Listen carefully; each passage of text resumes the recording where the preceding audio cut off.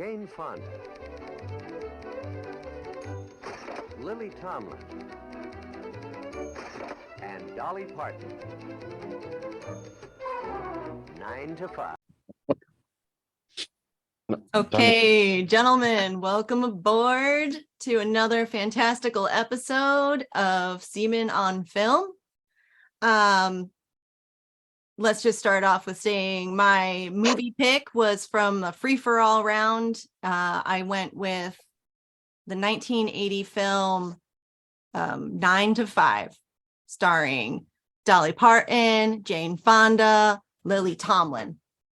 Since I wasn't here for our last recording, unfortunately, and I did not get to see your reactions because it still hasn't been posted to the movie announcement, I was wondering before we get started if we could just say your name, introduce yourself, and let us know how what your initial thought was when you heard the movie.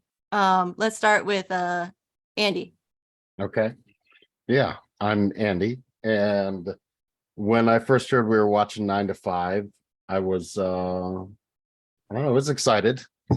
I guess ultimately once I watched it, I think I had this movie confused with another Dolly Parton film, but pretty sure I've seen most of this movie before, so it wasn't totally new, but I think it was probably the first time I watched it all the way through in the last 20 years.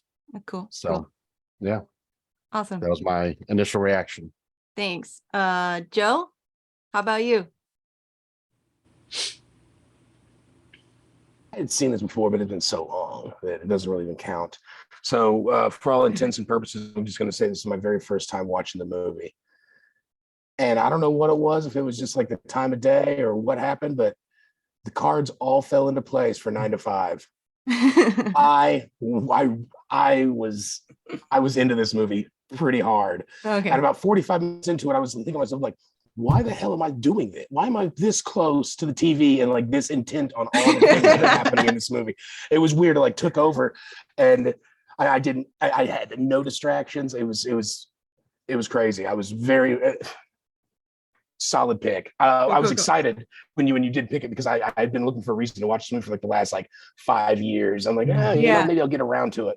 And then now the gun is to my head on watching the movie. I did, and couldn't be happier. That's what I was hoping for, a reason to watch a really good movie. How about you, Herschel? Hello, Herschel. No, I was happy, man. I mean, at my age, this movie was like required viewing with your mom in 1980, 81 or whatever it came on HBO, I guess. So 80. It was when it came out. It used to take a while for movies. Oh, to come right. So I forgot about that. You had to wait a year roughly for VHS. Yeah. So we had to wait for it to come on, whichever one it came on, and it was heavy in the rotation. And I think Chris will tell you it still is. But I mean, I was happy, man. I mean, I've always liked it. Dabney Coleman fan. So yeah, give me a reason to watch Dabney Coleman. I'll do it. Awesome. You're going by Dutch today? It's a character. Just so you know that everything on here is from a character, not from my own personal point of view. That should be a disclaimer at the beginning. I was surprised and excited. I said, that's a good pick because you got a free for all. It wasn't like we said, oh, you got to pick 80s comedy or something like that. It was a free for all, and you picked that. And I said, did you pick that? That was after you had your run in with your boss. No, it was before. When's your birthday? April 13th. April 13th. Yeah. Yeah, it's kind of it's a weird time movie, to talk about workplace, but like Herschel, yeah. This was if you're a kid in the 80s, you watched this with your mother. Okay, cool. And again, I am a Dabney Coleman fan as well. If we ever get a chance to watch Cloak and Dagger, Superior movie. We're hot to trot. Yeah. Awesome. Very surprised, and I was excited to watch it, and I watched it fairly quickly, even though I've been catching bits and pieces of it lately. Cool. Thanks. Adam, your initial reaction? Yeah, not on my radar. Never heard of it. But I looked over when it was announced and I saw Dutch and Herschel kind of get excited about it. It made me excited about it. And so I ended up looking forward to watching it, and it was good. Awesome. All right. Well, those are the reactions that I'd hoped for, at least upon hearing it. It's definitely a top movie for me. All right. Well, I will just run down some factoids and then get into the summary. Let me find my factoids. Okay, so it is in the 100 funniest movies from the American Film Institute. It inspired a TV series that lasted a whole 5 seasons by the same name. Been adopted to Broadway. Dolly also wrote a bunch of those songs, or maybe all those songs, for Broadway too. It's got a 6.9 out of 10 for IMDb, 68% approval rate on Rotten Tomatoes. It came out December 19th, 1980. So nice family holiday movie time, I guess. Running at what it was, made $103.9 million in the box office, apparently. And Pretty good back in $1980. It's like huge. that felt good, but I have a terrible reference for that. So I'm glad you said that. That's probably more than what Titanic made if you do $80 to them. Yeah, probably. And then my last little factoid was this is Dolly Parton's film debut. She never been on a film set before, so she memorized everyone's parts. And thought that movies were shot in chronological sequential order. So she was apparently a real fun time on the set. There's always one. All right, I'm gonna read through my little synopsis. If you guys have something urgent to say, please say it, but I'm trying to stick to the time limit. All right, so we meet divorced housewife Judy. She gets a job at Consolidated Companies and is appointed to supervisor Violet Newstead, who is a widow and a mother. It becomes apparent very quickly how capable she is, and especially compared to her boss, Mr. Hart. Immediately, we find out she's stuck waiting on a promotion. We meet Dora Lee, who is rumored to having an affair with Mr. Hart. So now we've met our 3 leading ladies. Right, but Jane Fonda dressed like a slut, may I point out. Yeah, right. Walking out of that I think elevator. they did a really good job That at making slutty her hat. fairly normal. They did Was a it the really good hat or job the with glasses? Which part was the slut part for that one? I feel it was the hat. I mean, early That's just me, 80s, early Her- 80s standards for her shoulders sluttiness were were a little covered. different. We found out. I saw watching I saw her Christine. shoulders every once in a while. Every once in a while there were shoulders. And there It was must like a have nice silhouette in that nightgown she had for a moment there. it must have been the hat or cover, as you say. The cover. They kept saying they needed a special locker for it. So it All right. must have been. Must have been. Moving on, the shenanigans begin when Violet is passed over for a promotion. The rumored, there's a rumor that there's an affair between Dora Lee and Mr. Hart, and Judy is outraged by the firing of a deserving coworker. The 3 meet at a bar, take the party home over a marijuana cigarette, Yep. and have a damn good time. We get to see all of their high-induced imaginations play out fantasies for dealing with Mr. Hart, which I thoroughly enjoyed, and were all very different and incredibly creative. I thought it was cool that they took that much time to do them. So, firmly grasped in our characters and our friendships, back at work the next day, Violet is grumpily making Mr. Hart his coffee, and she absentmindedly puts rat poison in place of sugar into his beverage. She leaves him with his coffee, and Mr. Hart falls in his broken chair, hits his head, and is knocked out before he drinks it. However, at this point, the damage is done, The three women panic, show up to the hospital, and mistakenly think Mr. Hart is dead. Then Violet, thinking that she's got to solve this problem, steals the body, puts it in the trunk, and the three drive away, frantically trying to come up with a plan on what to do next. They have a small accident and they have to get a tool out of the trunk where the dead body is. They find the dead body is not actually Mr. Hart, and they decide to return the body. They think the problem is solved for Right. now. However, the next day, Mr. Hart is there and well, and he finds out through Roz, his loyal eavesdropper, that about the rat poison and what actually happened in spite of the whole head knocking nonsense. So Mr. Hart calls Dora Lee into his office, closed the door, and asks a deal to not turn them in if she spends the night with him. Herschel, do you have something to say? No, ma'am. Please Oh, continue. okay, cool. So at this point, Dora Lee is adamantly refusing, and she manages to knock him down and hogtie him. She gets the other ladies involved,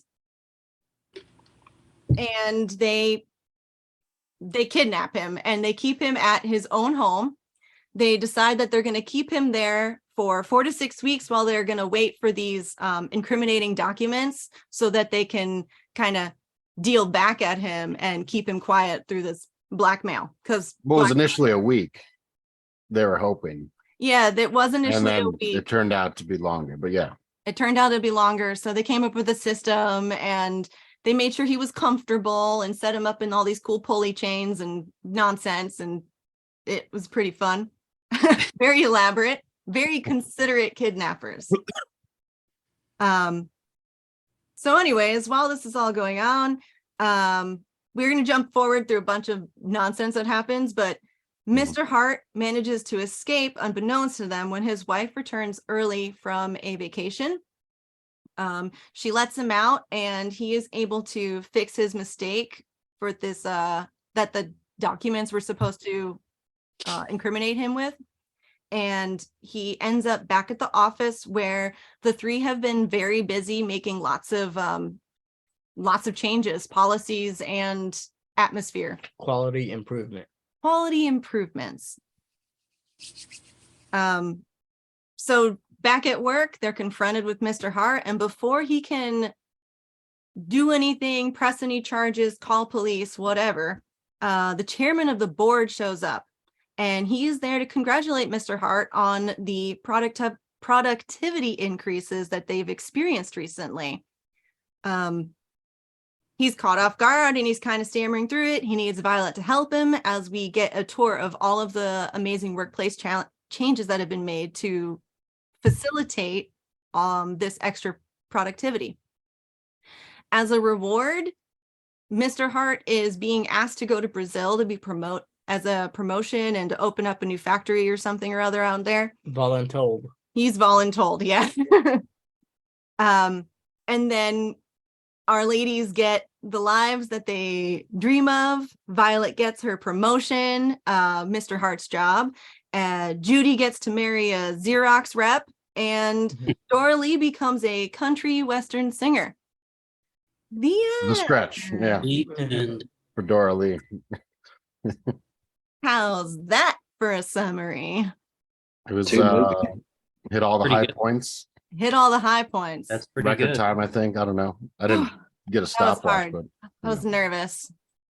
I didn't know how long it actually was. Okay, so we did our fun facts. We did our summary. I want to know, first of all, any other scenes or funny moments that you guys wanted to talk about? I know I just skipped over like a bunch of like random weird things, so I'll just go around in a circle again. Or you can raise your hand if anybody's got something. Okay, Andy, you got anything you really want to like break out? I mean, I definitely related to clean desk is an efficient desk. I don't have personal affects at my work, my desk there. I Yeah. like to keep it strictly business. I don't need those kind of hindrances. Yeah. So I agree with that sentiment. That's just how Um, some people are. Some people like sure, it like that. I thought it was funny and ironic how it was basically at the end there where I think it was Jane Fonda's character said, yeah, and we didn't panic. I'm like, the whole last hour was literally you three like losing your shit trying to figure out how are we going to do this. Granted, there were moments where they like had their shit together, but largely it was them panicking, like, hey, don't panic, like we got to keep calm Yeah. while totally flipping out. It is pretty Yeah, funny. we totally but pulled it off. they handled I it said my while they bangs. panicked. All They right, managed girl. to handle it while they panicked somehow. Yeah. Also I thought it was interesting just as a, I don't know, factoid, whatever. In a way, I'll think of it as Dolly Parton's 9 to 5 is the movie. She wrote it's her theme song or not theme song, but she wrote the theme for the movie and everything else. However, that timeline worked out, whether the song came first or the movie, but Jane Fonda is actually top billing in the credits, but she kind of has a more minor part, which is really when you look at it. Oh, well, she it was her idea, the movie, and she started a production company and got these pieces going. Like I got you. she got the screenplay writer and the director together, and they wrote the parts specifically for Lily Tomlin and Jane and Dorothy. Dolly. Yeah. I was like, what am I trying to say here? I keep Dora Lee is too close to Dolly, and I keep making them like one word. Yeah. But yeah, it was written specifically for them, so that's why probably Jane Fonda. It's her brainchild. Like from her experience starting her production company, and from listening to and going to other office buildings and talking to secretaries. Like she did the groundwork for it. Sure. Yeah. I also found it when we went to Dora Lee's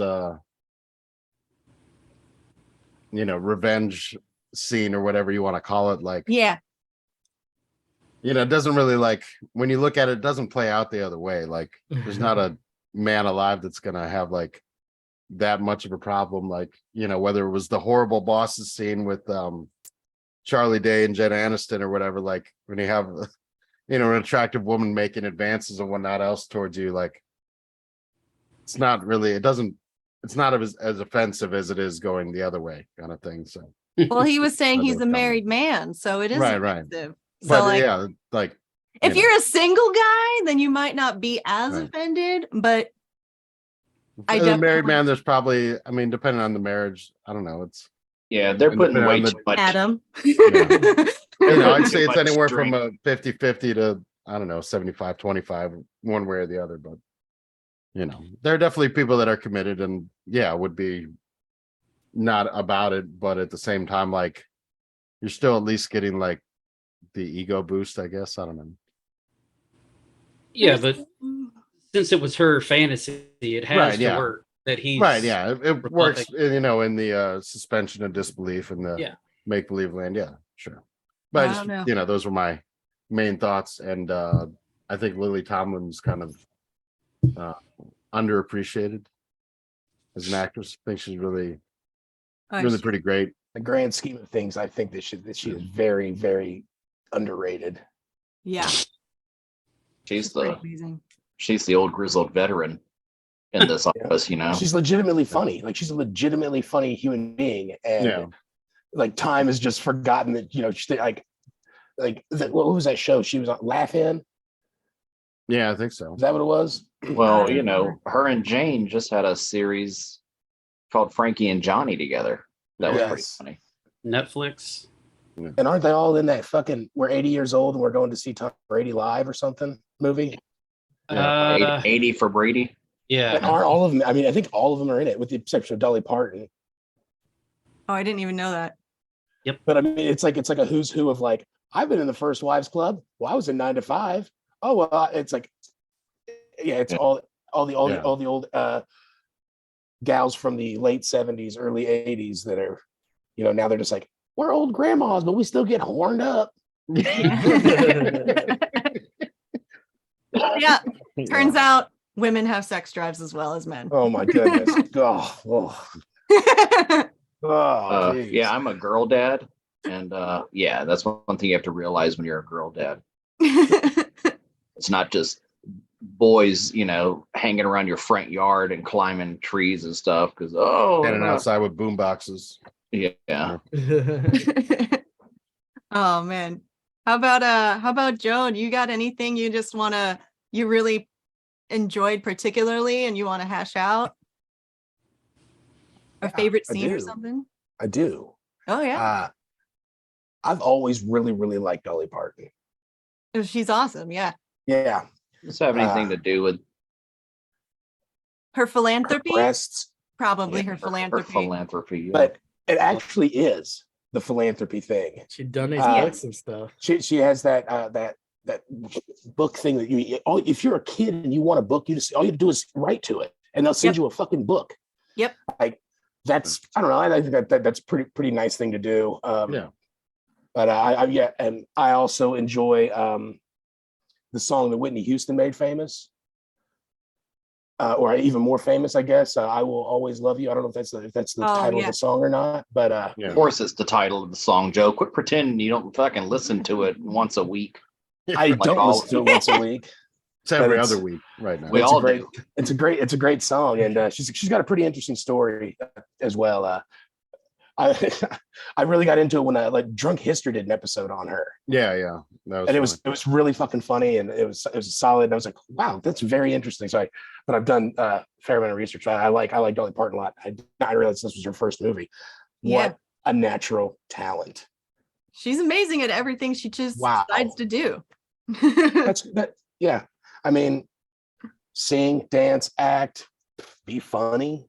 Ride a horse. She has like 1 million credits on IMDb because all like her TV appearances and everything. Because I was trying to figure out the other movie I was confusing this with. Have you gone to see her in concert, Joe? I have not. No, I have not. You have? I have not. I have not. No, Herschel has. I have actually. Back in the 90s. Wow. Crazy, huh? Yeah. But no. Yeah, she puts on a good show. Well, at least she did back then. I'm sure she somehow still does it. Oh yeah. She seems like she's got energy for like another 40 years. I've never been to Dolly World either. So I thought that the movie itself wasn't. I didn't laugh out loud. Yeah, there's funny parts. Yeah, not even just like a little chuckle. Not until I made a vocalized laughing sound when Dolly Parton had her fantasy on how she would deal with Mr. Hart. Yeah. And when she was the aggressive sexual, I don't know. It's something about like I guess like her frame. Yeah. Her accent. Do you like to be dominated, Joe? And well, it wasn't like an erection inducing scene or anything. And I thought it made me laugh. I chuckled a couple of times at that scene. The absurdity of it. Speaking of absurdity, the entire premise of the movie is fairly absurd as well. It's ridiculous. What a bunch of hijinks. Also, Get Back, Half Baked, Stand Aside, Friday. There's a new weed smoking scene that is top of my list, and it's 3 chicks having a pop party. It's pop party. So with their Maui Wowie.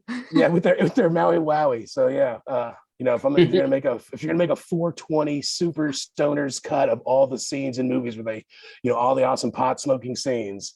Yeah, you gotta put this one in there, dude. They seemed genuinely high. I was like, oh, they've gotten high before, definitely, to know what that feels like. They were eating some Kansas City barbecue, after they got high. They probably were legitimately high, right, Joe?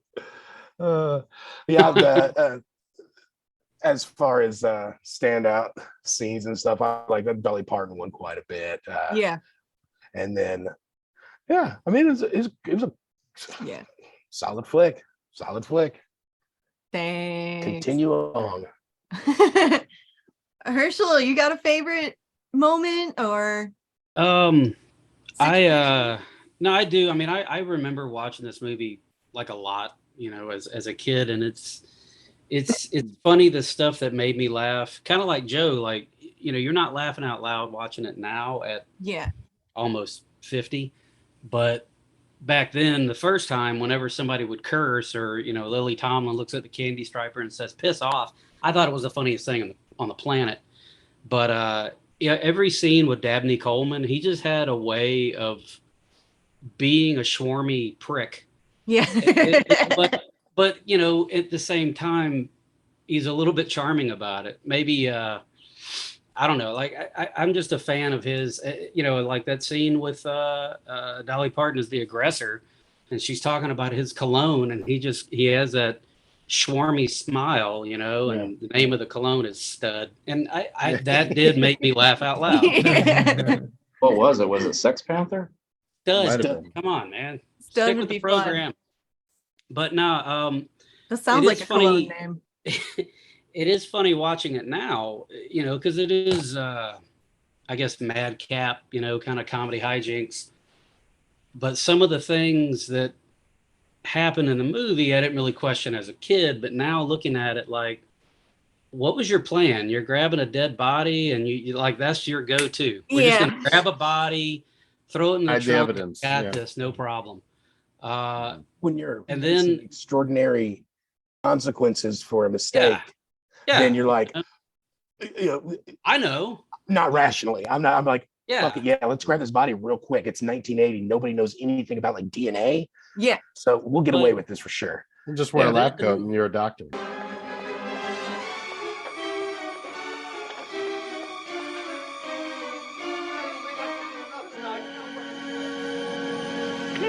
Excuse me. Could you tell me where the coffee shop is, please? What? The coffee shop. that whole Loved it. that whole little scene, they get pulled over by a cop. Yeah. There's Dolly Parton. I got my gun. What are you're gonna shoot a fucking cop? I mean, like, fucking real here? It escalates But, very quickly. Yeah, like they go from oh my goodness to well, screw it. We're going to Alcatraz, so we might as well go. Yeah. Good. Yeah. But, I think once they realized they were in it, they just went all in. Yeah, but Nothing to lose, yeah. for me also, like I said, I mean, just every scene where Dabney Coleman was in, like I absolutely loved it. Obviously the fantasy scenes are awesome. And like you said, that you'd think it's, we're just going to do this really quick, but it's a pretty long sequence with all three of them. Mhm. And, Yeah. but it's worth it because every one of them is funny in its own way. Yeah. I thought it was cool that they took the time to go through each For of sure. those fantasies. For sure. And you know, I don't care who you are, you've all had a fantasy of somebody you've worked for, and you're like, if only, you know, if Yeah. I could do one thing and get away with it, and we've all done it, you know. But nah, man, it's still a good movie. I think it holds up. It's still a very watchable, very likable, funny movie. Yeah. And to Shit. your point about Dabney, I think he's like, what a great sport to do this movie too. For Like, sure. What he must be a cooler dude than I know Yeah. to be like, yeah, I'll play that guy. It's funny. He's one of those guys. If you read about him, everybody talks about what a nice guy he is and how great he is to work with, and he usually plays sort of a prick. Yeah. Boss. Yeah. It was because of this movie. Mhm. Well, I mean, maybe so, man. I don't know. I don't know. I just like everything you see him in. He's a bit of a douche, you know, but a lovable douche, with the Yeah. exception of Cloak and Well- Dagger, where he's just an awesome action hero. Captain thanks, Jack Hersh. Black. Jack Flack, get it? Chris, you want to share with us your highlights or whatever? So I was surprised Andy said it, but I wrote down, I think this was the prequel for Horrible Bosses. I put Lily Tomlin was fantastic. I do think she's just a funny person. Just her delivery, and like I said, she was probably the E6 who was never making chief, and they always had some weird excuse of why they didn't make it. Yeah. Like, oh, I don't play politics. I don't play politics. There you go. I don't suck dick. Uh, That too. but yeah, I want to address the point, the whole thing with turning down Dolly Parton in the fantasy scene. Whenever they were writing this part, all of the guys were sitting back. There's no way nobody, so people don't believe that he's going to turn her down. Like, this is going to make him uncomfortable. Like, well, you know what? We'll just say he's married, and he's really dedicated. Is it so unbelievable that a It married is. man It is. would It deny a woman? Like, deny a woman. Yeah, I can deny some women. I can't deny, say, I Dolly said Parton. that Yeah. a married a man good would point. stick up for his marriage and refuse No, yeah. to do any favors. We're overrating marriage at this point. Yeah.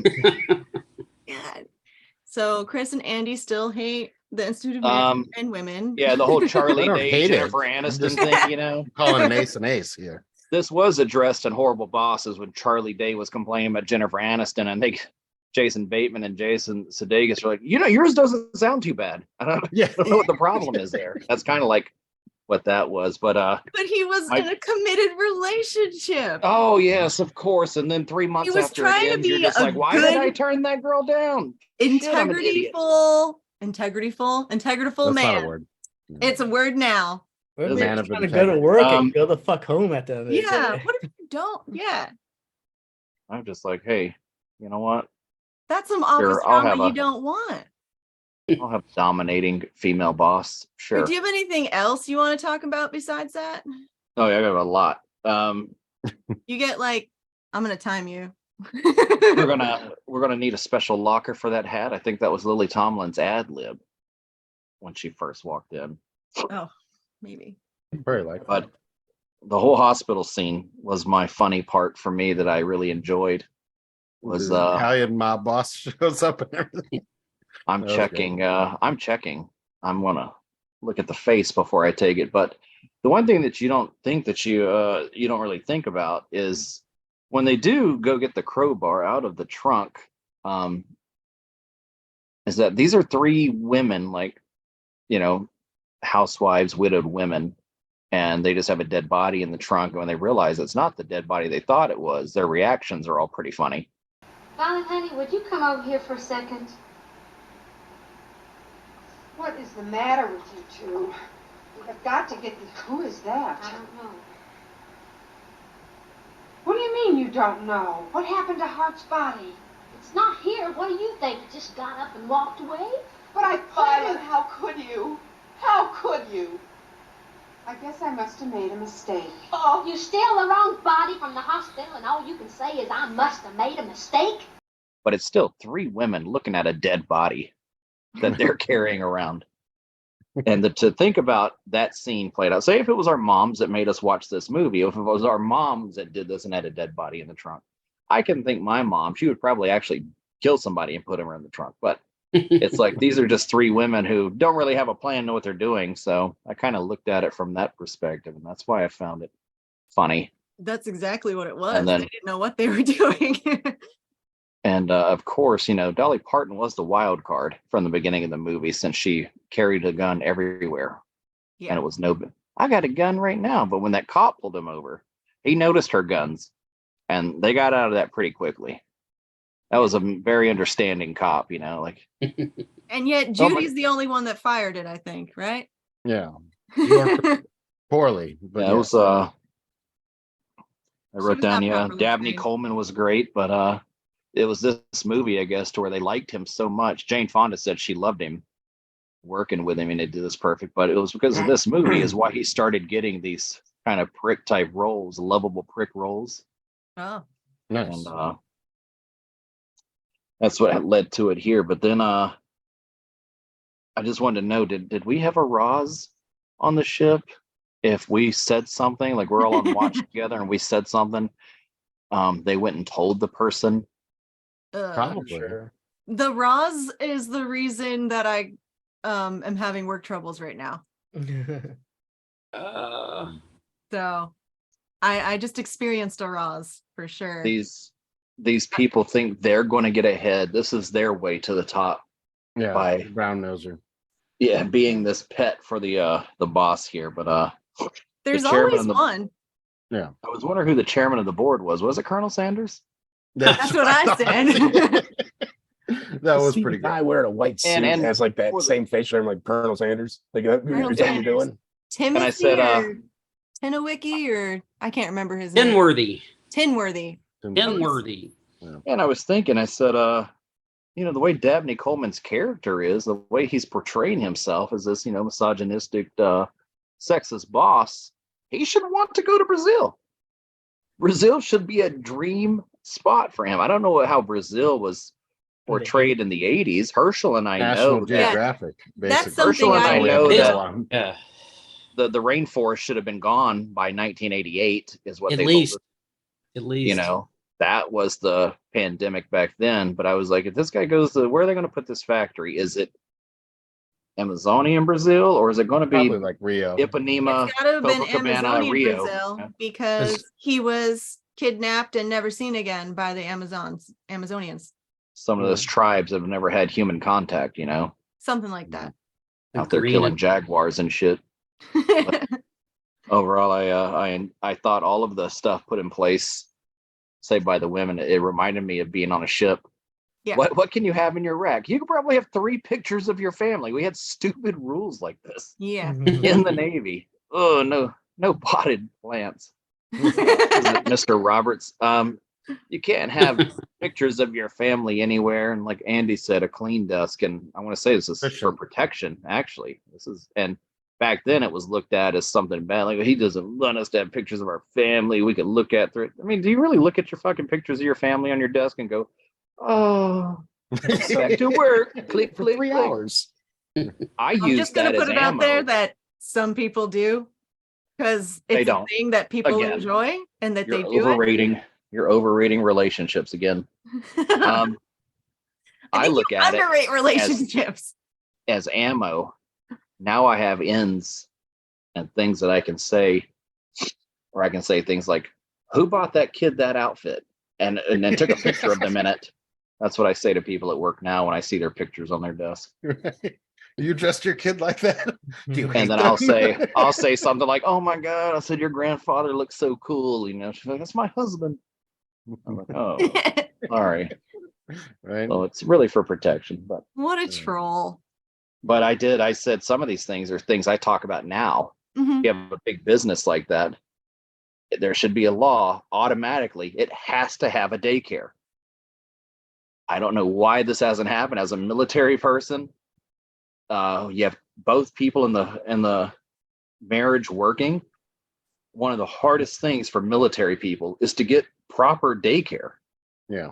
And of course, they do have daycare centers for military personnel on base. And you know what that is? Oh, we can only take 300 kids. Yeah. On a base of 50,000. I don't understand. You got 50,000 people rules. right here. Yeah.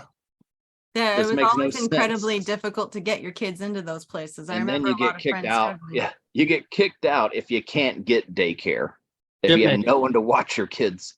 That family didn't come in your sea bag, shipmate. That's Yeah. And that's what you're told. I always think if you have a huge company, it should be take your kid to work day every day. Take them to the daycare. You don't need their pictures on your desk because you can just go run downstairs and go, "Hey, what's up, buddy?" And go have lunch with your kid or something. And But maybe that's I why always they thought this was a great idea, and then it was in this movie, and I said, okay, maybe it was buried in my subconscious just from watching this movie with my mom. You know, It's been around for 40 plus years. somebody has thought about it. Yeah. Yeah. All right. But Well, I have one more thing. oh, okay, Andy. Real quick. I want to say something too. I don't have Oh, anything okay. against All right. All right. relationships. Well, I know you and Adam love each other very much, and I know Herschel and Patrice love each other very much. And I understand there are relationships that work, you know. And I don't know which woman it would take to have Herschel be like, okay, this is happening. Dolly Parton is close though. wow, that's a good one. Yeah. You know, everybody has a hall pass, you know. You know, since you bring that up, But so you were a chief, and I would imagine at some point you were section leader or whatever. Do you remember having to watch those videos about sexual harassment and how the young female sailor would, hey, Chief, what is it going to take to get me out of this watch? I was super, super annoyed. That never happened to me, ever. All that time training in the for Navy, nothing. You know? all that training. I was section leader. Nothing.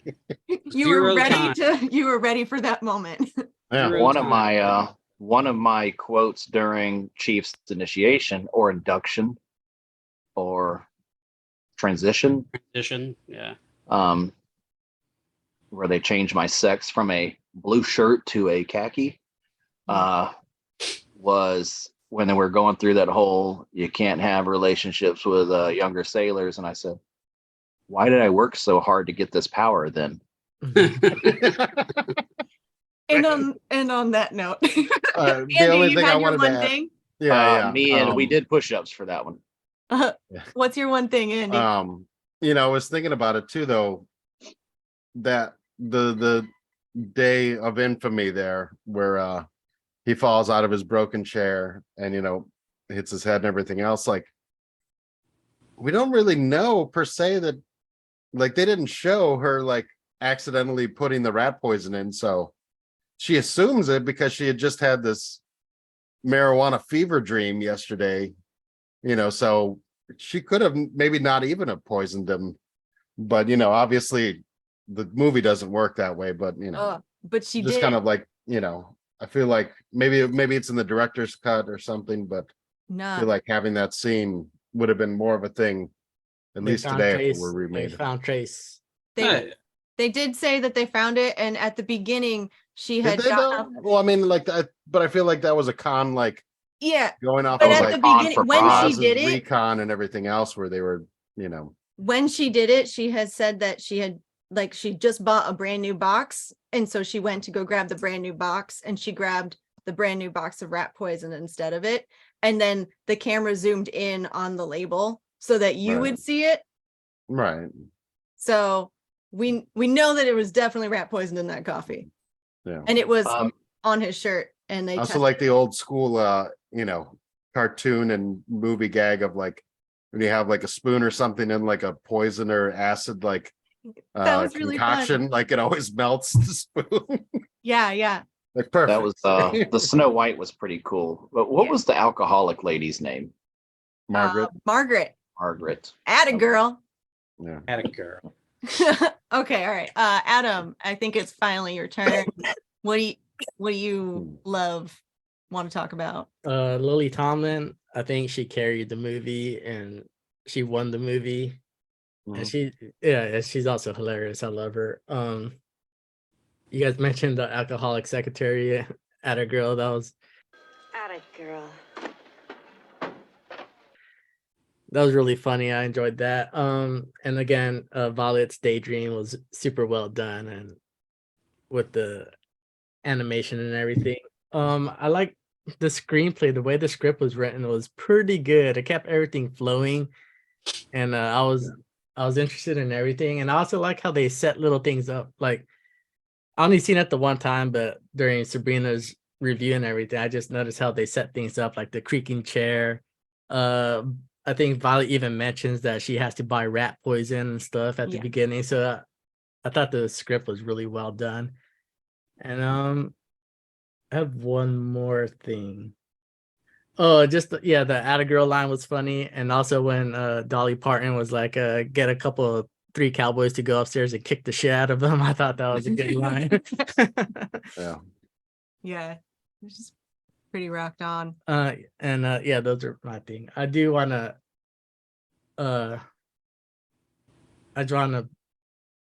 play against Annie and Chris's views, but I won't do it. Do it. It's not easy. It's pretty easy. Like, make your wife feel better. No, man. Not necessarily. I have a feeling it's not going to make me feel better. No, man, because with that daydream, man, it's easy. Like, what if you really like your job? You're not gonna sacrifice any woman. Secondly, like, you're gonna get caught either way, and if you're married, that's a lot of drama. Maybe Chris could tell me where it's like going through a divorce, but it doesn't seem that fun. So I don't know how. This was 80s though. This was early 80s. It doesn't matter. And then number 3, what if your boss is Dolly Parton, but you got Salma Hayek waiting for you at home? Like, I'm not gonna do nothing. So I Yeah. think you guys Missy you really guys- wasn't, Dabney Coleman did not have Salma Hayek at home. Yeah. I think you guys are just like pretty weak. That's all I gotta say. Oh. Pretty weak or strong? Weak. I said weak. All right. Points being made all around. Yeah, that was really good. Thanks for sharing all those. I agree with like almost everything that was said. I loved all of the fantasy things, and I loved Dolly's fantasy, and I love the cartoons, and I really just want to point out that like the Roz side quest, sending her to France to learn a language to get her out of the way, was like super clever. Like they made sure they covered all their bases throughout the entire film. Like even though they definitely fumbled at first, they're like, we can't do that again, and they made sure it worked out. There was this commercial advertisement scene that I really didn't know what was happening because it was like a fake dinosaur coming in. It was just like a commercial on like her home TV or something at some point. And then what else did I want to tell you guys? It was also funny how they're like, because he was like the douchey boss, and like, yeah, nobody really wants to see him, so like not too hard, aside from like 2 or 3 people to really manage, you know, like and like a lot easier than we thought. What Adam was saying about all the setups, like everything was set up. Like you see Violet with her son installing the garage door, Garage opener. Yeah. and immediately that's what they use to string up Mr. Hart at his home, and like you just saw it coming. And then another scene that I skipped over in my summary that was really fun but just didn't really make sense to take up time in the summary was the Judy's ex coming to see her at Mr. Hart's house and following her.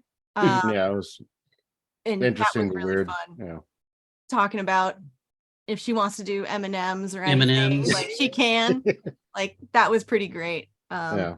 So I'm glad that Judy got her moment. Every time they raised him up with the garage door opener, it's a classic gag, but always funny. Yeah, it's always funny. Fans every time. Holy shit, that fucking copy machine was a fucking beast. Yeah.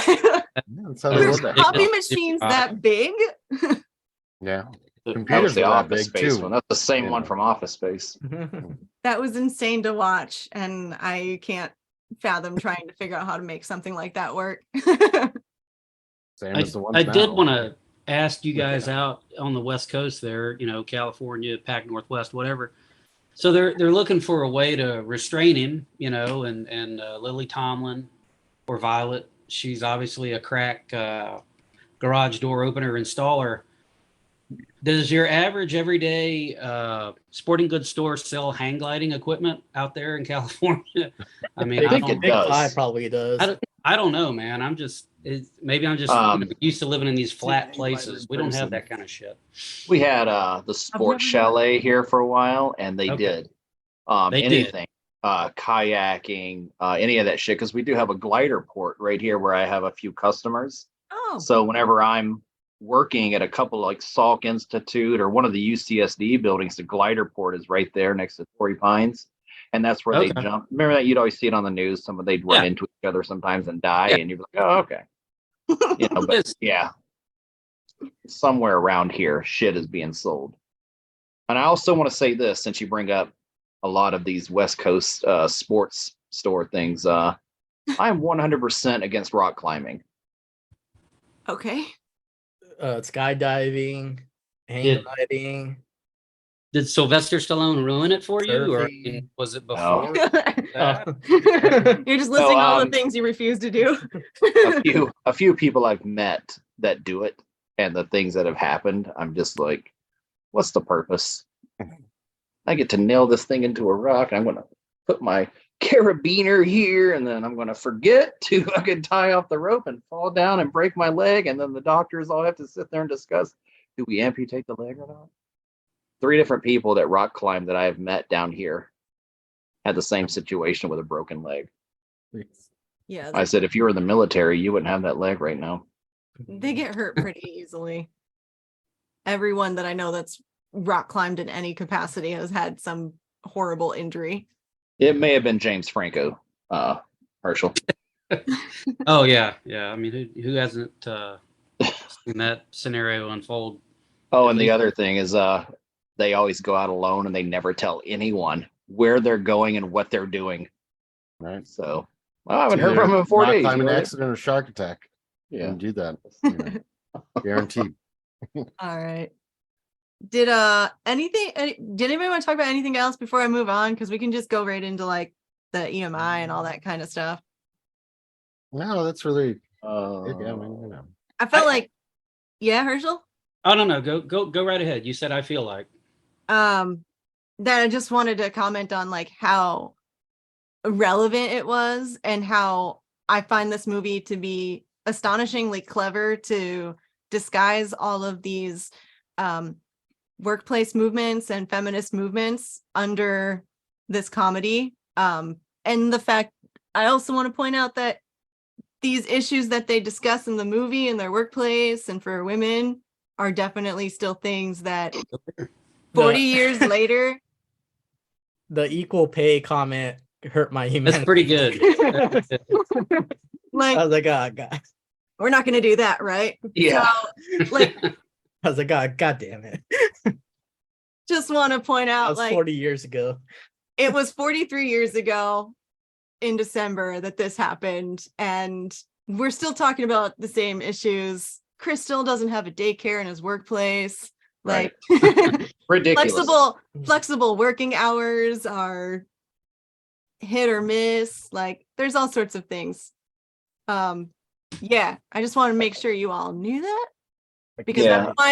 that's one of the reasons why it's one of my favorite movies.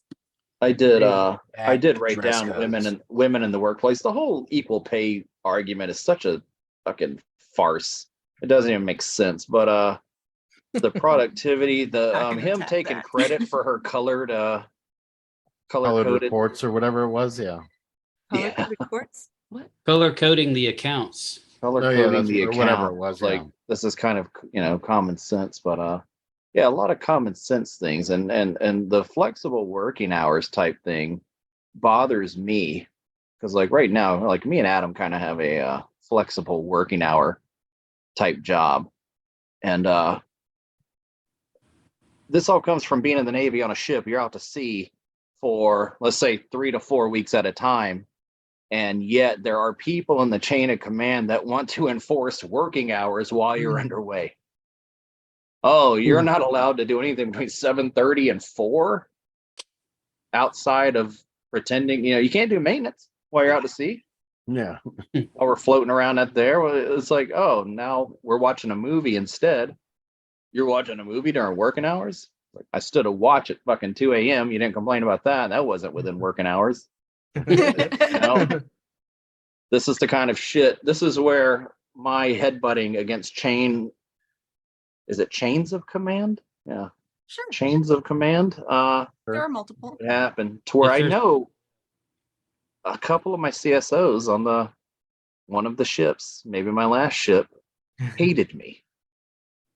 Just hated me. And it wasn't because of equal pay. We all get equal pay in the military, even the people who probably didn't deserve it. Yeah. But I'm still trying to figure out who our Podcast Roz, coming who was our Roz? You're getting some Somebody podcasting figure out. ideas. No, Bank says he became a culinary Yes, specialist. yeah, because that he was gets- great. Yeah, I started listening to his episode. What do you say? Oh, he says him as a cook gets paid the same as a nuke in the Navy because Yeah. shared the same pay grade. So he went with the Like- easiest job. Yeah, I was like, I don't need all that school. I'm good. I don't think the SRB is quite the same, but yeah, sure, we can go with that. There's not a lot of room for upward mobility as a cook.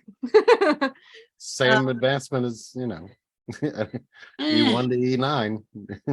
But I'm definitely an advocate for like if you can get your work done the same amount of work as like going to the office or at a different hours than what set office hours are, and there's no lack in quality of work, then If it works for your job. I mean, there's some things have to be done. Yeah. Well, that's what I'm certain saying. times. Like Yeah. as a baker, I have to start the bake at 4 a.m. Otherwise it doesn't happen on time. But Sure. if you have a job that it can be flexible, why not I be want all flexible? these. Yeah. I want all these Amazon fucks to work at home to keep the traffic out of the. Oh yeah, traffic got way worse suddenly. They're all back at work. I lean more towards the slippery slope of things. And your flexible working hours, I agree. That's awesome. You want to come in at 7, you want to come in at 8, you want to come in at 9. Go for it. The problem is that there are pieces of our society that will take that to a fucking extreme. Yeah. I showed up at 1 p.m. Like, and everyone leaves at 5, probably the last person there, and then this dickhead's there for like 4 hours just working. No, sorry, dude. There has to be some sort of some regulation, some stipulations. That's what like performance reviews are for and supervisors are for. Yeah. How many people do you know that get fired? Like that has to be enforced in some way, but that's not like that doesn't cast a shit in a net for friggin' everyone. ding dongs will figure it out to where It is, man. I mean, it's a salient point, but I don't think it's any different. Like you're saying, oh, I'll be here after you all leave, doing a whole lot of nothing, but I'll get my 8 hours. Yeah, it's the same thing with people teleworking. Don't tell me you're at the house, teleworking 8 hours straight. You're just sitting there in front of your laptop. Also, I can tell you right now, okay, my last job working from home, and I can tell you exactly what I did all day long. Nothing. My home office days, I think I work harder on my home office days than I did the bare minimum so that I could continue to watch King of the Hill. I'm also a fan of like, so say you have 2 people and they both are assigned the same exact workload. Mm-hmm. If one person can get it in 4 hours and the other person, it takes them 6 hours, I'm all for letting that 4-hour person just go home early and they all get paid the same, like, because they're doing the same amount of work. 6-hour person will kill you. Yeah. What? That 6-hour the person that stays there for 6 hours is going to eventually hate you, hate their coworker because, well, look, get it done fast. Well, yeah. They're getting the same pay. I agree. Okay. And then the 4-hour work person gets another job to do in another 4 hours. And then he resents the 6-hour work person because he slowed down just enough to hit the sweet spot of finishing work early. I underestimated how pessimistic y'all are. This But is hey, honest. because I'm that scoundrel that's looking for the easy way out. I've worked at this point in my life, in the last like 12 years, I've worked at 2 monster offices, 1 small office, and then 1 like medium-sized office. And I will tell you this right now. People will figure it out on how to cheat the system. They will work harder to figure out how to cheat the system than to do it. And I've worked at places that have the honor system where you show up at 8 o'clock. And I've also worked at places where you hit the time clock. Yeah. I don't like the time clock. I'm not a big fan of it. But again, I'm also a very honest person, and I show up when if 8 o'clock is my work time, I'm logged on. My emails are already opening at 8 a.m. Yeah. Like, you guys pay me to be here at 8. I'm here at 8. I'm not walking in the friggin' door at 8. I'm a big fan of a little bit of a manager putting their thumb down on people. Yep. You gotta watch. I mean, these people are animals. There are people today. Animals. I didn't expect you to. They will eat fish in the office. Oh, They will microwave. They will microwave it. They will. And that's what a break room is for. Not for microwaving fish. Do not do it. Oh, You do not do it. Microwave fish. There's because it always stinks up somebody. the whole- and There is what's something called disrespectful. a ventilation system everybody, And when you fucking microwave that fish, go ahead, Joe. Talk about the everybody ventilation on this system. panel right now understands why you don't do it. There's memes about it. This is not something that's some fucking brand new thought process of like cooking. And yet there are people that do it. I had a job where I went back there and I was like, who's cooking fucking fish? Yeah. Nobody loves fish that much where they have to fucking And have this it at gal work. was like, I am. And I'm like, why on earth would you? I said, why would you do I want the this? show to be this impassioned. Why would you do this? It's so effing obnoxious. And when you start giving these animals too much freedom, they go crazy. I worked at Dick's now Sporting you're Goods. talking about society as a whole. I We worked give at people too Dick's much Sporting freedom these Goods, days. and they said you didn't have to wear khakis and a green shirt. That's what the uniform was back when I was working at Dick's Sporting Goods in college. Khakis and green Selling shirt. hang gliding equipment. Selling hang gliding. Hell yeah. They eventually said you could wear workout equipment or workout gear, like yoga pants, or for the girls, guys could wear like basketball shorts and stuff. And then it took like 2 days for like 3 girls to show up in fucking sweatpants and t-shirts. Right. And I'm like, do you guys understand like what you were just given from what we just had? And you guys already want to drive this into a fucking obnoxious, you Grace, you look like you have just gotten out of bed. You have toothpaste on your chin still. Yeah. But yeah, I like the attire in 1980. I'm going to I like Jane Fonda dressing like a slut, but I want to say with me and Adam started this thing of he's in an airport all the fucking time now, and he points out things he hates about people. Yeah. This all started when as a people, these animals, we accepted people wearing fucking pajamas in public. Now you got these people coming to the goddamn airport in their fucking pajamas, their hair's a fucking mess with a full-size pillow for a fucking 2-hour flight. And their service I'm wearing Crocs. Yeah, get fucking dressed. You want to talk about integritable people? Please, let's start there. No more pajamas in public.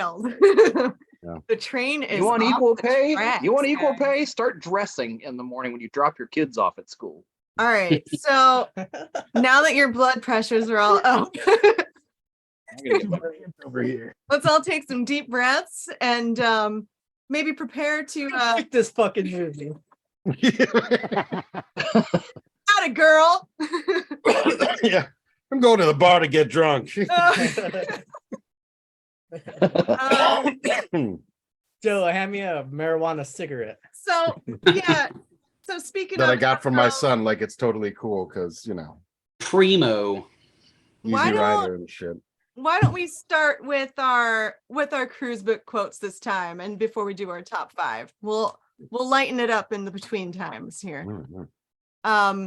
Let's see. I'm gonna go in same order as before. So Andy, your numero uno. Yeah. Your cruise book quote. Trying to think of something like clever, so to speak, but I just ended up going with Margaret, and I could go for a drink.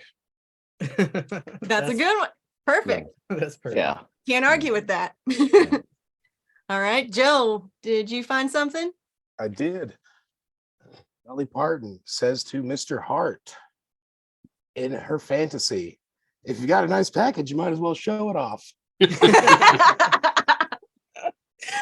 Oh, nice Good. choice. Nice choice. Good. There's a lot of dialogue in this movie, so I was like, they dig, they'll find it. Herschel, your cruise book quote, sir. Yeah. So, Mr. Hart, Dabney Coleman, to his wife, you think I'm going to spend 4 weeks drifting around on that Dago boat?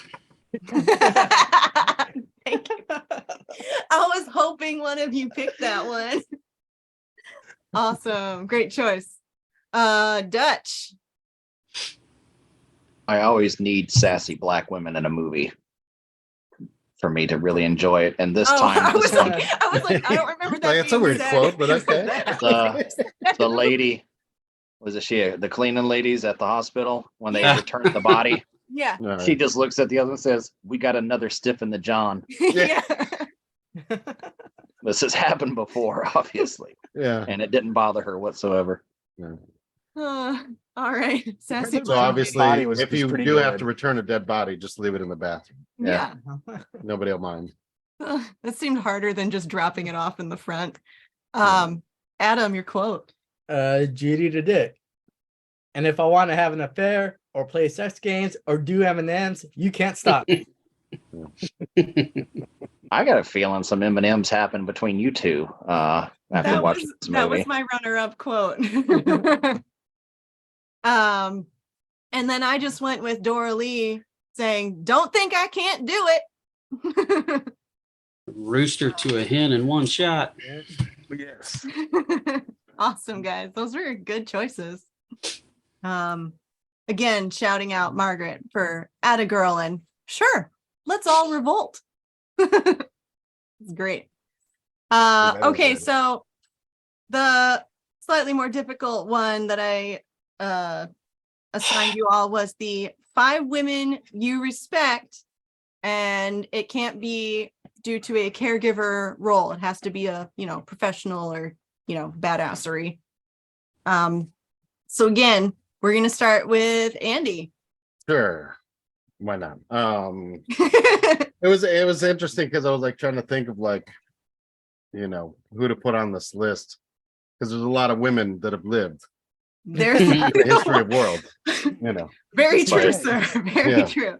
Very stupid. What an So astute for some observation. reason, this woman had stuck out because the topic had come up several times, and then I was watching a series on Amazon too, inventions that changed the world, and it goes decade by decade. Yep. But Josephine Cochrane Yeah. was essentially the woman that invented the dishwasher.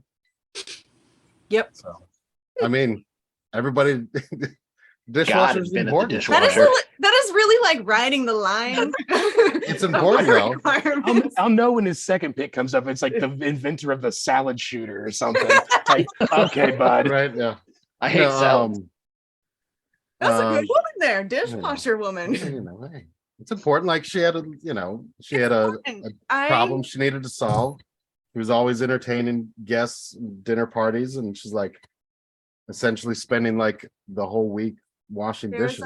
There's a Drunk History episode featuring her, actually. Me and I've watched a Joe's lot of favorite Drunk place. History. All right. Sorry, Andy, keep going. All right. So anyways, the next one, I put Michelle Ramirez was my first work soup on the cook. I always looked up to her. She was a great work soup. She was I always thought she was a good sailor. She took care of us, looked out for us. So, respect, look up to her, whatever. Awesome. She never Dolly Partoned you. No, she didn't. Okay. Cool. Then I went with Candace Owens from Daily Wire. I think she's smart, accomplished, and everything else. So I like her. Went with Linda Carter, OG Wonder Woman. She inspired a lot of women, Mhm. And then number 1, I went with Betsy Ross. She made the original flag. Stars and yeah. Stripes. Sure did. So, can't go wrong there. Mad sewing skills, bruh. Yeah. She was on my list for a while. Okay. So who's on your list now? I have narrowed it down to, like I said, I've always I've liked Dolly Parton for a while. She made my list. Mhm. The book thing, Mm. pretty nice of her. I've always liked Jane Goodall, Yeah. the Ape Gal. The ape I- gal. Yep. Yeah. I've watched a lot of Congo. The I've anthropologist. watched Congo quite a bit, and Jane Goodall Foundation made that movie, obviously, based on her travels. Yeah. No, seriously though, I have watched a lot of guerrilla documentaries and stuff, and and she's pretty good stuff. I like her. Legit, I went with when I saw Lily Tomlin in this movie, I got to thinking about funny women throughout history. And I put on, I've totally forgot about this one, but one that I've watched a shit ton of, Lucille Ball. I mean, Right. she did a was lot. she was straight killing it. Yeah. Yeah. Well, then Yeah, she in a did man's like a lot in world. Hollywood and everything else yeah. too. Like, Oh yeah. And she married a Cuban guy. Yeah, Desi Back Arnaz. then. yeah. Kansas's own Amelia Earhart. Yeah. You know, maybe do some Congratulations, research on that Kansas. one, Chris. You looked confused. Mhm. And then the Terrible lovable. pilot. Yeah, Oh, that's what I was about to say. too soon. Hey. It's been a while. The lovable, the tiny, the flexible. Carrie Strug. Oh, not Mary Lou Retton. Oh, okay. Carrie's what? What's her name? Carrie Strug. Remember Yeah. on the hurt ankle, she won the gold medal for us in the '96 Olympics. Oh, cool. Nah. Yeah, I was Carrie focused Strug. on Rulon Gardner back then. Chris Kattan played her cousin, her brother Kippy Strug. Dominique Luciano was one of my first crushes when I was a kid. Oh, Me too. learn I something think new. I was an adult though. Oh, really good. All right. Well, thanks, Joe. Thanks for sharing. Herschel, who are your Yes, ma'am. ladies? All right. So, I mean, I know you said no caregivers, but obviously, us married types, I mean, we have to throw our wives on there. Oh, God damn it. Hey, Don't do it. she said not by blood. That's what I heard. Not by blood. But no, she puts up with all my shit. So that's got to be worth something. But That's your freebie. there you go. Do it, man. Hey, Is she watching right now? Is this what's happening? No, actually, they're outside watching The Front of Haunting. you with a gun, blink twice. So anyway, so Deborah Hill, I don't know if you know who that is, but she was John Carpenter's partner back in the 70s. Oh, cool. One of the big reasons you got Halloween. She was doing a lot of stuff movie wise that women weren't doing. She was producing, she was writing. She took on the role of like being the on-set mother for all those younger actresses. But anyway, so I mean, I thought she was pretty cool. You know, you got to throw it out there. You talk about all the philanthropy. You look at somebody like Oprah. Yeah. I mean, she's definitely done quite a bit, just in what she's done for herself. But then she's given a lot back. I mean, you got to give her credit, man. And I think I would be remiss, you know, if I didn't say Queen Elizabeth. I mean, she took it because the brother said no. She stepped up to the plate and did it for what, 50 years almost? 75. Whatever. I She mean, made it to whatever, the Way too platinum long. platinum whatever the number jubilee. was, man. Her fucking kid lived with her all those years too, not having a job. Yeah. Living the dream. Can relate. Just got his first job. Yeah, but That's running a country, damn it. and then I mean, you know, growing up in the 80s, I mean, it's corny and whatnot, but I did look up to Nancy Reagan. I mean, I think some of the things might have been a little misplaced. You know, maybe they were a little out of touch. But hey, I mean, first ladies, they grab their initiatives, and I mean, we all remember Just Say No, and I mean, hey, obviously it worked for me. But, I think the first ladies get like the short stick of the. They do. I mean, you know, they're expected to do something, and then we kind of we look at them and go, "Really? That's what you're doing?" But what do you expect, man? Yeah. But anyway, so yeah, that's 5. There you go. Well, great. Thank you. Chris, what you got going on your list? All right. I agree with all of you. Very hard to find 5. As you all stated. Nobody said this. So I'm ready to veto you at any moment. with the Just Say No, you know, once Nancy Reagan got there, she realized, she asked Ron, well, since we're not going to be able to stop the CIA from flooding our country and our ghettos with drugs, we just need to tell people to not do them. And you see how that worked. So my top 5, we just lost her. And I find she was great, and she did a lot for domestic violence. It was Tina Turner. Oh, yeah. Yeah. Put a spotlight on it in the 80s. And that album, you know, the whole What's Love Got to Do with It, and Sabrina's karaoke go-to, Private Dancer, massive hits. My theme song, Simply the Best, one of the best rock songs ever made. And she's deserving to be in the Rock and Roll Hall of Fame. Yeah. Unlike Dolly Parton and Okay, who's the Whitney next person Houston. on your list? Not Dolly Parton. We'll shuffle you along. I have Harriet Tubman. Okay. I don't. You put Harriet Tubman on your list. Harriet Tubman, she did a lot for freeing slaves. I found out recently she's actually white. I'll put that one for our viewers to discuss, though. There's no way she could have been a parkour champion getting all these people to Cincinnati. Chris just went through diversity training. Can you tell? I did put Rose McGowan. Out of all these bullshit actresses in Hollywood that sit there and they hate, you know, they want Or equal her pay. unique death scene in Scream. Yeah. Unique death, and the way she killed somebody in Jawbreaker. Oh yeah. Oh shit.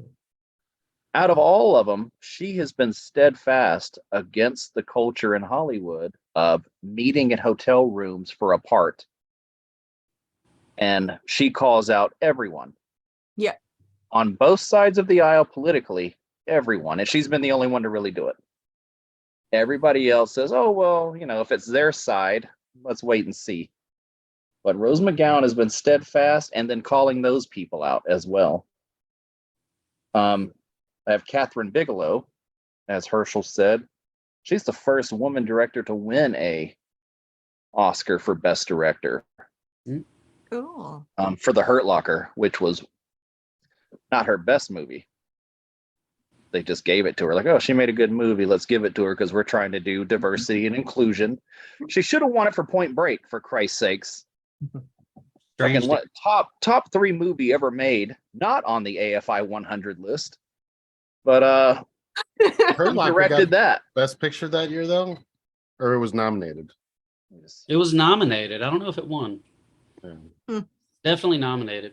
Yeah, and I think it won a handful of awards, but yeah. Yeah. Anyways. Who else you got? Then I'll go with Ruby Bridges. I think he's making it up as he goes. This is a little girl. Well, I got like 10 people on my list here, but Ruby Bridges, if you can imagine being a little girl and you're the one they chose to integrate a school system in the South. And I can't imagine what her parents felt like every day. But as we know, kids are stronger than adults, because I guess when you're that young and things are happening to you, you don't realize how important they are or how painful they are at the moment. But she does now, of course. Yeah. But being picked and you're the girl that has to go to school with Secret Service agents and shit. Yeah. To protect you. And then there's all these adults around. And I can't fathom it now, as, you know, I've lived in a desegregated world. It's odd how what she went through to make sure we're integrated to where we are now, where people want segregation again. It's ridiculous. Yeah. So I put her on my list. That was a good pick. Yeah. I didn't see Ruby coming. All right. Well, thank you. Adam, it's your turn. You know, I always got to keep it in theme, so I just chose characters from media. That's good. Number 5, Ahsoka Tano, strong, independent, steadfast, and ability to walk away from the cult when she felt injustice. A lot to respect. Number 4, Storm, black minority mutant, up against the 6'6" Cyclops, Caucasian guy, red eyes. But she was actually the leader of the X-Men Blue team, so there's a lot. Yeah, she was number 2. She's not number 2. She was the leader of X-Men Blue. Right, and that would be like Cyclops was like number 1, and then she was like 2. And He was the leader of the gold team. oh, well, Don't dispute Adam on these facts. When he comes for you. I just always knew she was like second in command or whatever kind of thing. So that's my reference. Chris, you know me, so I always gotta bring speed into every chance I get. Annie Porter, Annie Wildcat Porter. Right. Another independent, strong-willed character in the movie that I thought Drove the shit out that bus, man. and drove Drove the shit out of that bus. Word. I notice you're not mentioning Speed 2. Is that a movie? Yeah. Cruise control. Cruise Control. Yeah, come on. Number 2, Cher Horowitz from Clueless. Oh yeah. Awesome, wealthy, humanitarian, if you will. Always looking at other people. And my number 1 is Liz Lemon from 30 Rock. Funny, charismatic, and hard worker. And those are my top 5. Those were fun picks. I You always went with enjoy it. that you pick a theme to guide you in this. All right, so my top 5. I'm in no particular order. Starting with Nichelle Nichols. She played Uhura in the Star Trek series. Right. She recently died, like last year. Last year, 20 I think. Yeah, I'm not Yeah. entirely sure when she passed away. Yeah. But she yeah, was awesome. working for I mean, not only was she was like competent and intelligent leading woman, Black woman in a mainstream television, but she also did a lot of promoting with NASA from 1977 to 2015 and recruited all sorts of minorities and underprivileged people into NASA and got them quite a few astronauts. So Good. she's pretty cool. She stuck around because Martin Luther King was a huge fan of Star Trek and asked her to stick around. But so we almost didn't have Uhura. And then I had to put on here Shirley Chisholm, first African-American woman elected to Congress in 1969. She had a big focus on anti-poverty and education reform. She ran. What state did she represent or whatever? Do not remember. However, I'm pretty sure East Coast thing. And she ran for president in 1972. She didn't get nominated, but her slogan was unbought and unbiased. And I thought that was top-notch sloganing. Mhm. And then moving on to Alanis Obamsawayne, who was this Thought you were going with the other one. yeah, I just learned about her when I wasn't with you guys last time, and she was a Native Canadian American filmmaker, singer, artist, activist. She's still alive today, doing her thing. She's made over 50 documentary films. There's like awards named after her for her commitment to community and resistance. And yeah, she's intent on being a voice of the people since 1960. She's 90 years old and still producing these films and making things happen. And then I have Sylvia Ray Rivera, who is a trans woman who founded the Gay Liberation Front and the Gay Activist Alliance, participated in Stonewall riots with Marsha P. Johnson, and with Marsha P. Johnson co-founded the Street Trans Actions Revolutions program, which helped runaways and homeless people and other LGBT human beings. And then my last but not least is Nellie Bly. Fucking cool lady who pioneered investigative journalism, got herself into a mental hospital so that she could report on the shitty conditions there.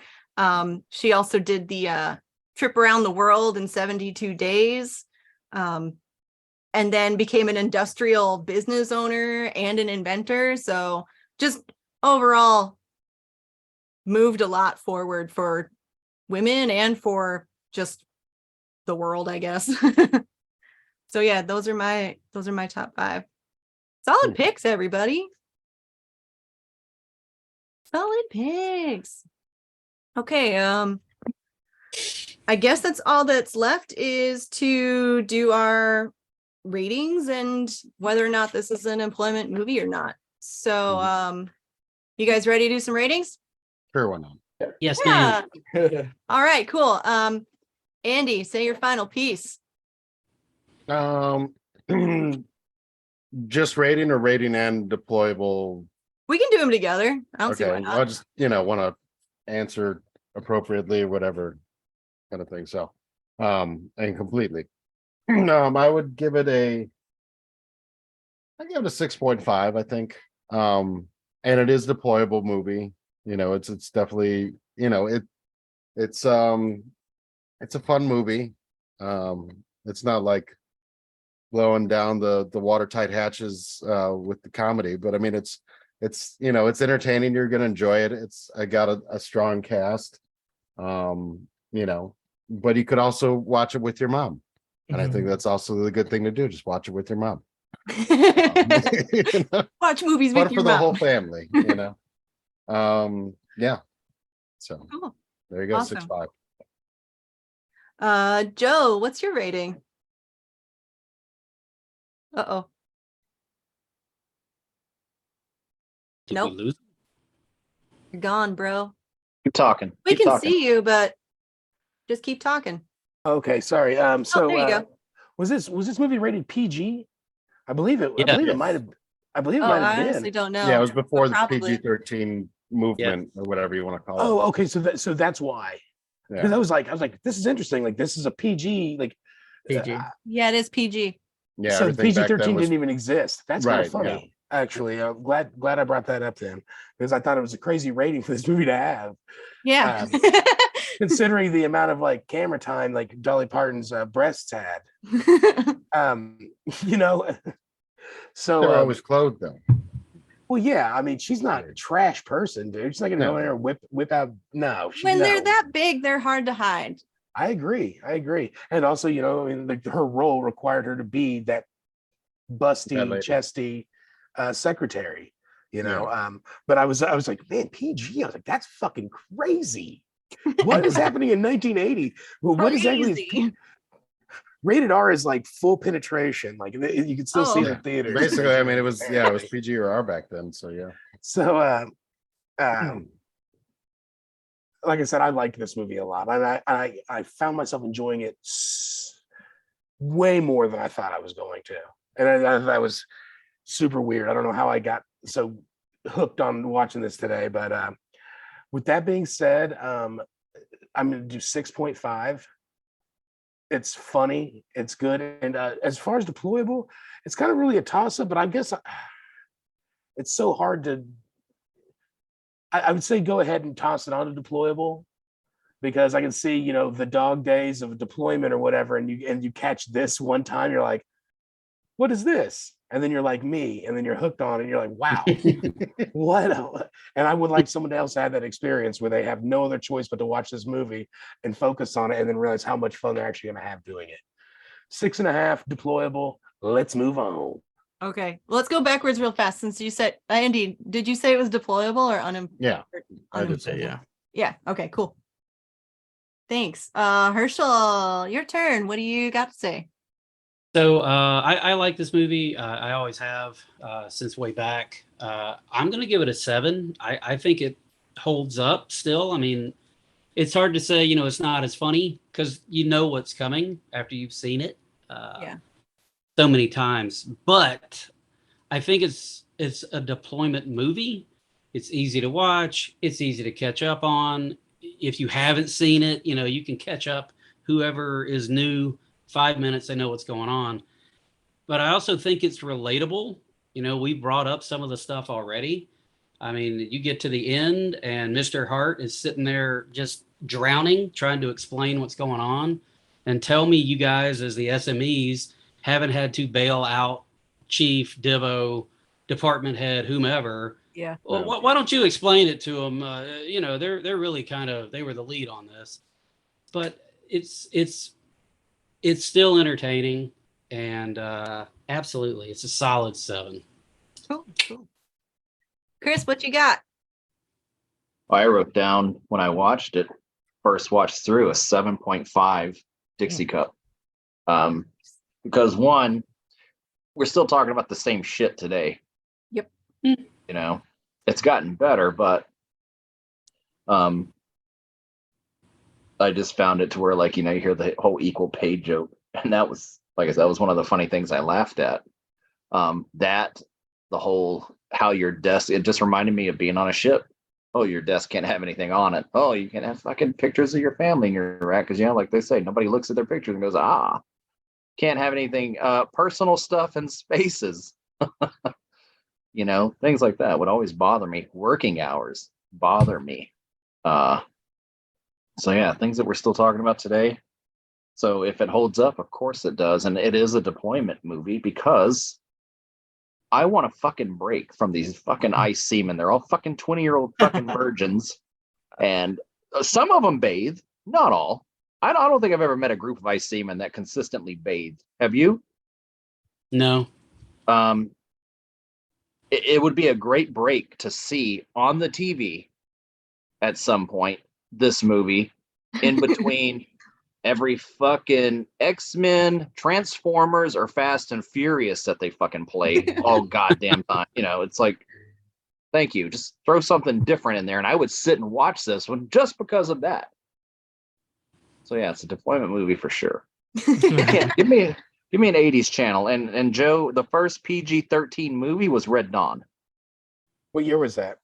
84. 84, the best year for movies.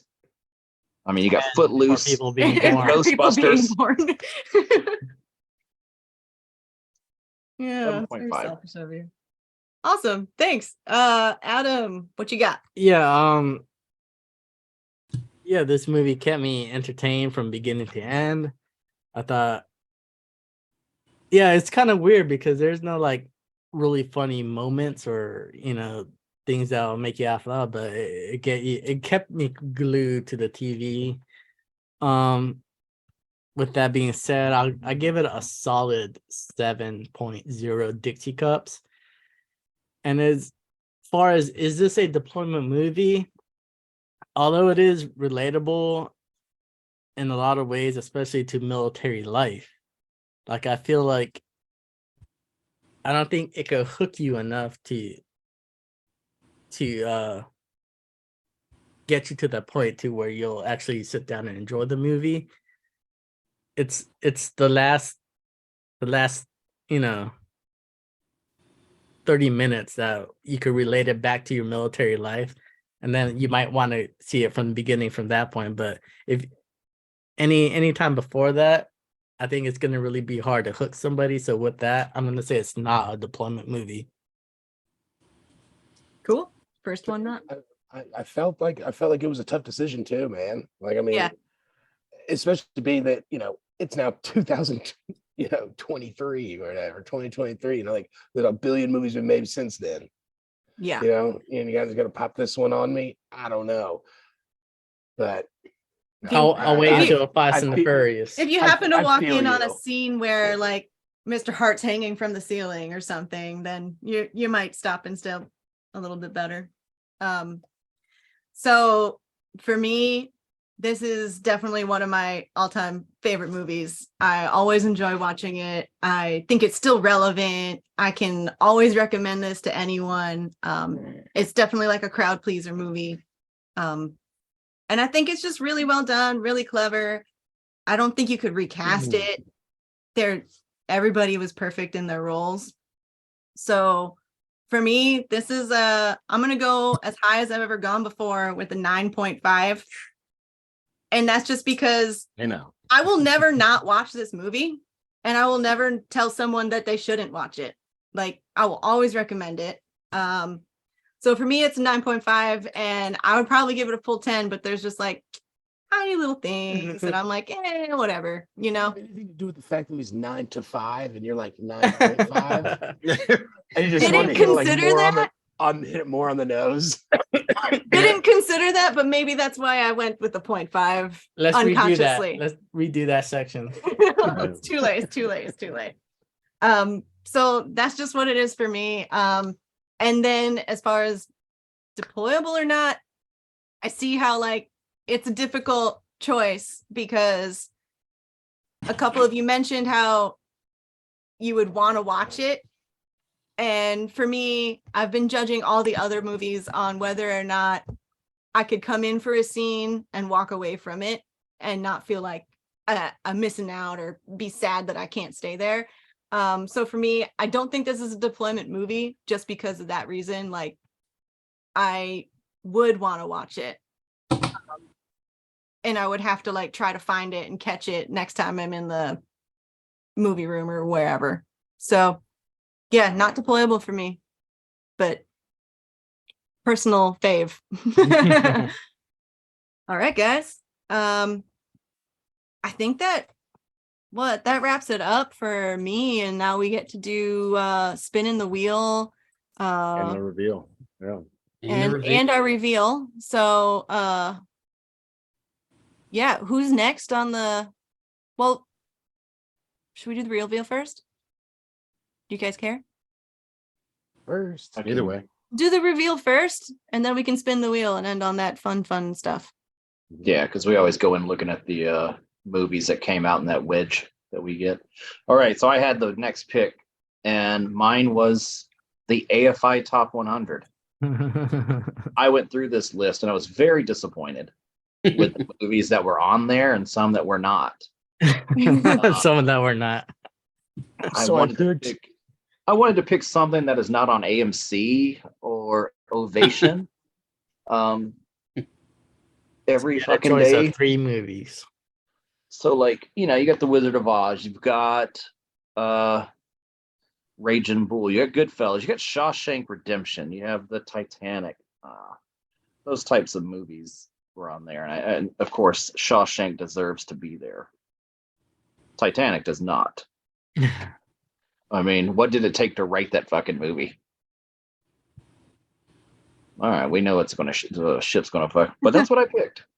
No, I didn't. Tell me when we come back. Billy Zane. I'm like toys with my pen to write it down when I get to it. There's another guy, Billy Zane. You're really doesn't get dragging the credit this he out. deserves. Always plays a jerk. I went through a full list, scratching these out, and I did like a deep dive. And running time on all of these movies is horrific. Oh no! I guess to be in the top 100, you have to be over the hour 45 mark. Oh yeah. So of course, Rocky 4 is not Did on you just there. go by whichever's the shortest movie? Yeah, Rocky 4 wasn't on there. I was disappointed. I even went and researched a lot of the movies from the 40s and 50s that I wasn't familiar with. And I started running down. I was discussing it with Herschel again. When I made my list, just going through once, I had 2 Scorsese, 2 Hitchcock movies, things like that. I said, holy shit, I'm getting a little theme here. But The Deer Hunter was one of the ones I wrote down. Don't write it down yet. Don't write it down yet. That's 3 hours, buddy. 3 hours and 3 minutes running time on that shit. And I said, those fuckers will kill me. And it'll be one Dixie cup, no matter how good that movie is. And I have seen the whole thing. I also didn't want to pick something that I know the movie. So this is hilarious. I said, okay, Deer Hunter. I remember there's a famous scene, and my mom had friends that did the fucking Russian roulette scene. And just idiots. I do remember that as a kid.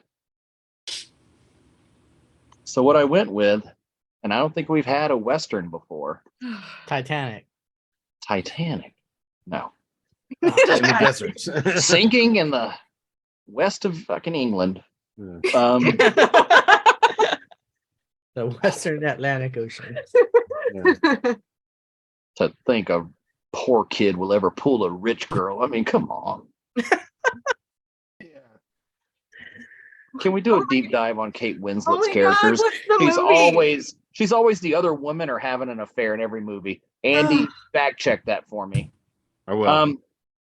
I'm choosing Butch Cassidy and the Sundance Kid. Nice. That was just referenced in a movie I saw this weekend. It is 1 hour and 50 minutes. And it's one of the shorter ones on that fucking list. You've never seen it? I have not seen it from beginning to end. I've seen my mom watching it, and I would pass through the room. And it's got a great cast. I mean, when you got American Hero and Ohioan Paul Newman. both characters are still relevant today. Yeah. As Robert Redford still has the Sundance Movie Festival in Park City, Utah. And was it Butch Cassidy? Paul Newman has Cassidy's Kids, right? And Newman's Own. And Newman's Own. Newman's Own. I guess everything he makes from that goes to his foundation. So Yeah. including Cassidy's Kids. So I picked that. It's also got Catherine Ross in it. So should be a fun time. My EMI for this, I was thinking a top 5 of movies that shouldn't be on the list, but I said no. I said because there's so many fucking movies from the 30s, 40s, and 50s that it wouldn't be fair. I know we haven't seen it, so I just put top 5. Damn, I wish I wrote that movie.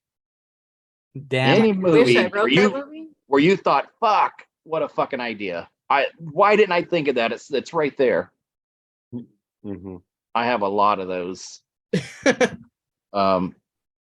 And when you come to the Zoom meeting to discuss it, I want you to have a Western outlaw name. Mm-hmm. What would be your outlaw name, and what gang you may have been a part of? If it was the Hole in the Wall gang, like this one, So me and Sabrina will share a gang. or the Apple Dumpling gang. Sabrina, you ever seen that movie? No, I've never seen any of the things you're talking about. And Apple Dumpling what's all the Gang's classic. EMI categories we have? I don't know anymore. Recast, cruise book quote. I thought there was a couple more we came up with. Yeah. Oh. Let me see. You already Other got side 2 of homeworks, though. You already got 2. No, it's coming up with an outlaw name is something you should already have. You got top 5 in there. Yeah. Oh. Yeah. All right, fine. I'm one of those teachers that gives a lot of homework, where you have to pay attention to the movie for an hour and 50 minutes. Telling you, I'm failing your class. Well, this one was like an hour and 49 minutes, I think. What was? 9 to 5. 9 to 5. Yeah, it was like Yeah. an hour 45 or something. That's her cutoff, though. That last minute, she's out. No, I can sit. If it's a good movie, I'll sit for it. No problem. Well, You I'll tell have what, to. You watch all that Lord of the Rings and Marvel shit. All of that crap's over 2 hours. Yeah. Every bit of it. I'll tell you what, though, this is a good ass movie. I love this movie. Is We'll you do seen it? we'll do a if Adam doesn't have anything different, we'll do a cruise book quote. This is a very quotable movie. Yeah. The quotes are so fun. The top I like cruise 5. book quotes. Recast ourselves, sequel ideas. Yeah, that's about it. Cruise book. Yeah. Let's do the cruise book quote and the top 5. This one's a hard sequel if you're going to try and do that. Mhm. I'm gonna have to watch this one early so that I can actually plan for this. I'll tell you what, I think that you'll enjoy this movie. Great movie. It really is. It deserves to be on the list. I'll tell you that. Yeah, it's really cool. And, Andy, have you seen it? Oh, I yeah. have not. Okay, Yes. cool. Yes. Adam, yes, you've seen it? No. Probably seen maybe like a clip or two, but not the whole movie. Oh man, you I got watched- Robert Redford and Yeah. And Paul Newman. I mean, this is like You also have the Sundance Channel on TV too, so it's still Sundance and I watched Yeah. Cowboys movies from Unforgiven and beyond later. yeah. Well, this is a good western too, man. This is- Unforgiven was on there, but like I said, I've seen Unforgiven's it 100 great. times. See, Clint I would- Eastwood does a if it lot of would've been slow me, burn. I probably would have picked Unforgiven because and it's so predictable. I would have done, but that would have been the one. For Yeah, sure. I just said- I love that movie. I didn't want something I was very familiar with like that. A lot of Clint Eastwood movies, though, they had what's another one on Outlaw Josie Wells? That was another great one. That It's a good one. So long. All those The movies are list so I whittled long. down, like it's hard picking these movies, especially like when they're like a free for all or like not just a decade and a genre category. Yeah. It's extra well, weird. the good thing was I only had 100 to choose from. Everybody else has thousands. I had anything, and Right. I had a list of like 12 movies, and yeah, it took a while to whittle them down. But yeah, let's move on to the wheel spin. Who's our next? Who's our host? next guy? Herschel. It's Herschel's turn. Is it me? Yeah, and because we think we skipped Herschel last Whatever. round.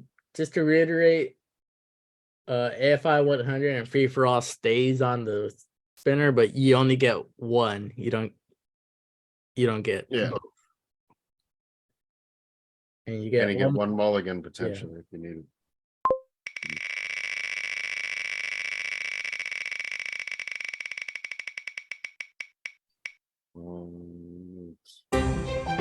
Oh, There we go. Herschel. Perfect. It's gonna be Yeah. a stretch for him to pick something. I'm telling you. Yeah. Well, it ain't gonna be Footloose, I'll tell you that. It won't be Christine either. awesome. You can't pick Christine. Let's try to hit an adventure movie this time. No influencing the picker. For $5. Think of all the adventure movies. Indiana Jones, The Goonies. The Adventures of Babysitting. And I Baby think that was Tom. 90s though, wasn't Buckaroo Banzai. I think it was 89. it? Wasn't it? Bonsai? That'd be cool. I don't know any years well enough to like just shout things like you guys are. Yeah, That's well, why you're in this Counting movie things out. group now. trying to help You're you. figuring out your role now. The ones that I have are the ones that I got. What's your outro? Everybody should have an outro by now. An outro? Yeah. Oh no, I didn't think about this part. Just thanks for joining us. It's been a wonderful evening. Say goodnight, gentlemen. Good night, gentlemen. Like, Good gentlemen. night. Good night.